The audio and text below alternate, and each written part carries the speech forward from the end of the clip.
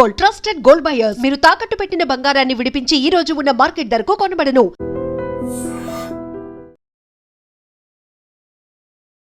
గ్రామ పంచాయతీ ఎన్నికలు ఫేజ్ 3 అంటే ఈరోజు ఇక లాస్ట్ ఫేజ్ ఆఫ్ ఎన్నికలు జరుగుతున్నాయి. గ్రామాల్లో ఒకటే సందడి కనిపిస్తోంది.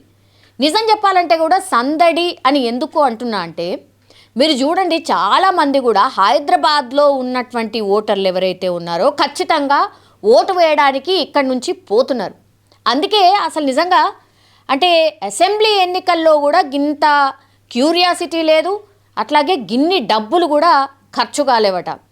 అసలు అంత క్వైట్ ఇంట్రెస్టింగ్ అట్లాగే ప్రెస్టీజియస్గా ఈ ఎన్నికలు జరుగుతున్నాయి. ప్రతి ఒక్క ఓటు కూడా చాలా కీలకం ఇక్కడ. అందుకని ఎవరైతే ఈ ఎన్నికల్లో పోటీ చేస్తున్నారో సర్పంచ్గా వాళ్ళు ఖచ్చితంగా ఎవరైతే ఓటర్లు ఉన్నారో వాళ్ళకి ఒకటికి 10 సార్లు ఫోన్ చేసిండ్రు ఇప్పటికే.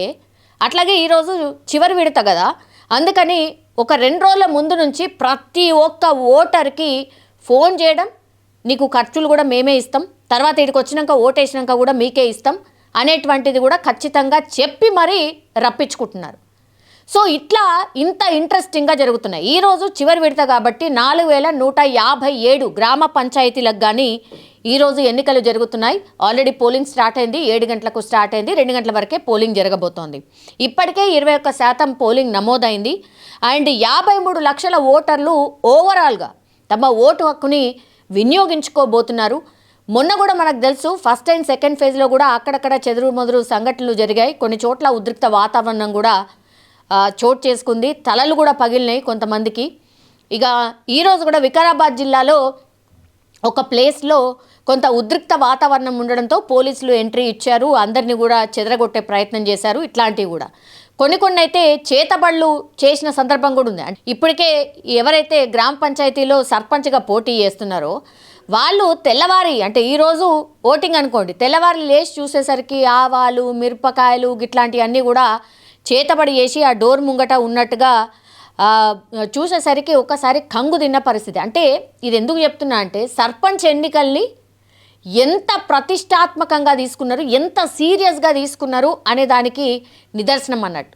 ఇవొక ఎత్తు అయితే ఇక ప్రలోభాలు మామూలుగా లేవు. ఇప్పుడు ఒక ఊర్లో నువ్వు పోటీ చేయకు, నేను నీ ప్లేస్లో పోటీ చేస్తా, ఎంతో కొంత నీకు ఇస్తా అని కాంప్రమైజ్ అయిన కొన్ని సందర్భాలు ఉంటాయి. లేదు నువ్వు పోటీ చేయి, నేను కూడా పోటీ చేస్తాను, నాకు కూడా బలం ఉంది అనే పరిస్థితుల్లో ఉంటే గనక ఆ ఊరోళ్ళ పంట వండినట్టే. ఎందుకంటే ఆయన వచ్చి నాకు ఓటయ్యు అని ఈయన పైసలు ఇస్తాడు, ఈయన వచ్చి నాకే ఓటయ్యు అని ఈయన కూడా పైసలు ఇస్తాడు. సో స్ట్రాంగ్ క్యాండిడేట్లు అంటే మీరు పార్టీలు మద్దతు పలికే వాళ్ళు ఎవరైతే ఉంటారో ఇప్పుడు ఎక్కువగా కనిపిస్తుంది ఎవరు, కాంగ్రెస్ బీఆర్ఎస్ కనిపిస్తోంది. తర్వాత ఇండిపెండెంట్లు కూడా చాలామంది ఉంటారు. కొన్ని ఊర్లల్లో ఇండిపెండెంట్లు కూడా చాలా స్ట్రాంగ్ ఉంటారు. పార్టీల మద్దతు లేకపోయినా సరే వాళ్ళు గెలిచిన సందర్భాలు చాలా ఉన్నాయి. సో అట్లా ఒక్కొక్క ఊర్లో ఇద్దరే టఫ్ కాంపిటీటర్స్ ఉన్న సందర్భాలు ఉన్నాయి, లేదంటే ముగ్గురు కూడా ఉన్న సందర్భాలు ఉన్నాయి. ఆయన 10,000 ఇస్తా అంటాడు, ఈయన 10,000 ఇస్తా అంటాడు, ఈయన కూడా 10,000 ఇస్తా అంటాడు. ఫ్యామిలీనే 4 ఉన్నారనుకోండి, 4 ఓట్లు ఉన్నాయనుకోండి, ఒకసారి ఊహించుకోండి. అంటే దగ్గర 90 నుంచి 1,00,000 రూపాయలు ఆ ఫ్యామిలీకి ఇక పండగనే అన్నట్టు. ఊర్లా ఇప్పుడు గ్రామ పంచాయతీ ఎన్నికలు అట్లనే కనిపిస్తున్నాయి. ఒక్కొక్క దగ్గర 10,000, ఒక్కొక్క దగ్గర 5,000, 2,000, 3,000 ఇక పైసలతోనే పని అనుకోండి. సర్పంచ్ ఎన్నికలు కూడా ఇప్పుడు ఇంత పెద్ద ఎత్తున సర్పంచులు ఖర్చు పెడుతున్నారు అని అంటే మరి ఎట్లా ఈ ఎన్నికలు మరి కరెక్ట్ అనుకోవాలనో, మరి డెవలప్మెంట్ని చేసే వాళ్ళని చూసి ఓటేస్తున్నారు అనుకోవాలనో, లేకపోతే పైసల్ని చూసి ఓటేసిన తర్వాత అసలు రేపు తెల్లవారి మీకు అసలు కనబడతారా, మీరు ఒక్కసారి ఆలోచించుకోవాల్సిన సిచ్యువేషనే. ఇప్పుడు సర్పంచ్ ఎన్నికలు 3వ ఫేజ్ అయిపోయిన తర్వాత ఏ పార్టీకి హయ్యెస్ట్ గ్రామ పంచాయతీలు గెలుచుకున్న సందర్భం ఉంది అంటే ఇప్పటి వరకు ఫేజ్ 1 ఫేజ్ 2లో మనం చూస్తే కనుక ఇప్పటి వరకు కాంగ్రెస్ పార్టీ లీడ్లో కనిపిస్తుంది. అఫ్కోర్స్ అధికార పార్టీనే మనకు ఎక్కువగా లీడ్లో కనిపిస్తూ ఉంటుంది. దాని తర్వాత వచ్చేసి బీఆర్ఎస్ కొన్ని చోట్ల అద్భుతంగా పర్ఫార్మెన్స్ చేసింది. ఎస్పెషల్లీ సిద్దిపేట లాంటి, రంగారెడ్డి ఇట్లాంటి కొన్ని ప్లేసెస్లో చాలా బాగా పర్ఫామ్ చేసింది బీఆర్ఎస్. అంటే సిటీ చుట్టుపక్కల ఉన్న ప్రాంతాల్లో చాలా అద్భుతంగా బీఆర్ఎస్ పర్ఫామ్ చేసినట్టు మనకైతే స్పష్టంగా ఆ లెక్కల్ని చూస్తే మనకైతే అర్థమవుతుంది. కొన్ని ప్లేసెస్లో అయితే ఇండిపెండెంట్లు చాలా బాగా పర్ఫామ్ చేశారు. అంటే పార్టీలు మద్దతు తెలియనటువంటి వాళ్ళకే ఆ మనిషికి ఉన్నటువంటి విలువతోనే చాలా గ్రామ పంచాయతీలు ఆ పర్సన్ని చూసి ఓటేసిన సందర్భం కూడా కనిపిస్తోంది. సో విచిత్రం అనను కానీ ఒక క్లారిటీతోనే గ్రామాల్లో ఈ ఓటర్లు ఓటు వేసినట్టు లెక్క. సో ఈ 3వ ఫేజ్ తర్వాత ఎవరు ఏ పార్టీకి మద్దతు తెలిపిన వాళ్ళు ఎక్కడెక్కడ ఏ పొజిషన్లో ఉన్నారు అనేది రేపటి వరకు మనకు క్లియర్ పిక్చర్ అయితే వచ్చే అవకాశం అయితే కనిపిస్తుంది.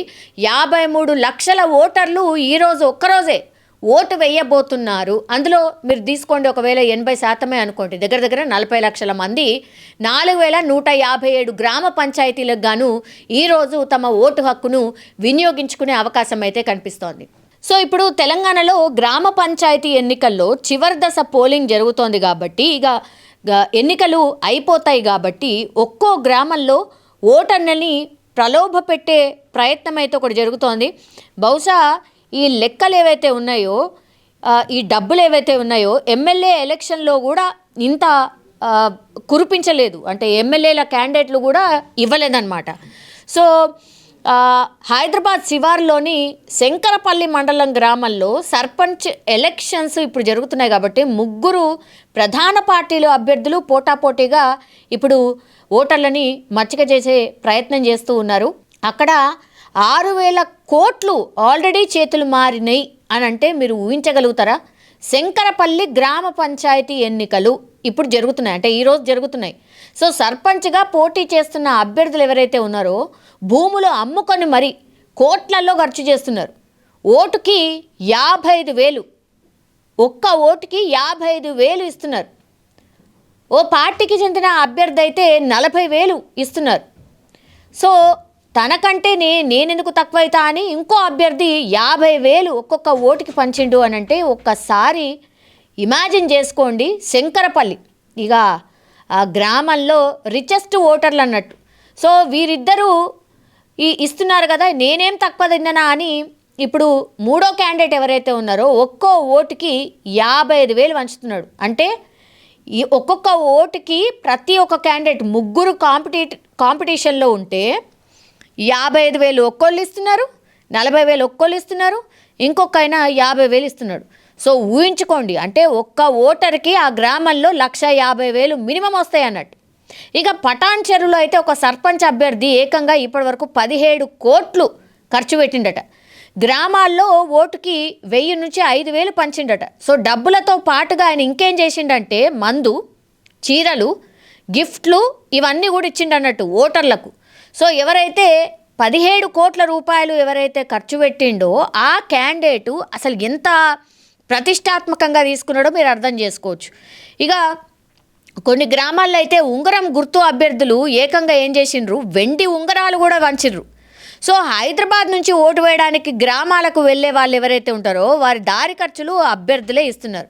సో ఇదంతా కూడా ఎన్నికల చిత్రాలు విచిత్రాలు అని అంటే ఇక మామూలు విషయం కాదు. ఎస్పెషల్లీ హైదరాబాద్ శివారు ప్రాంతాలు, ఇప్పుడు శంకరపల్లి చూడండి, హైదరాబాద్ శివారు ప్రాంతము, పటాన్చెరు చూడండి, హైదరాబాద్ శివారు ప్రాంతం, భూములు ఒక్క ఎకరమే కొన్ని కోట్లు వెలుకుతున్నాయి. ఇక 17 కోట్లు ఖర్చు పెడితే అందులో ఆశ్చర్యం ఏముంది? సో ఇట్లా గ్రామ పంచాయతీ ఎన్నికలు క్వైట్ ఇంట్రెస్టింగ్గా మారుతున్నాయి. అందుకే అసలు ఎమ్మెల్యే క్యాండిడేట్లు కూడా ఇంత ఖర్చు పెట్టలేరు ఈ ఎన్నికల్లో, అంతంత ఖర్చు పెడుతున్నారు గ్రామ పంచాయతీలో సర్పంచ్ కావడానికి అనేవానికి ఉదాహరణ ఈ ఎన్నికలని చెప్పొచ్చు.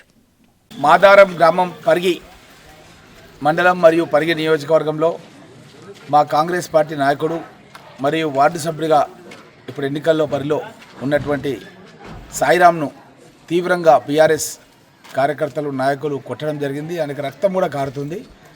ప్రజల లోపల చెడ్డ పేరు వస్తున్న ఉద్దేశంతో మాజీ ఎమ్మెల్యే మహేష్ రెడ్డి ఆయన యొక్క మిత్ర బృందం అంతా కూడా కలిసి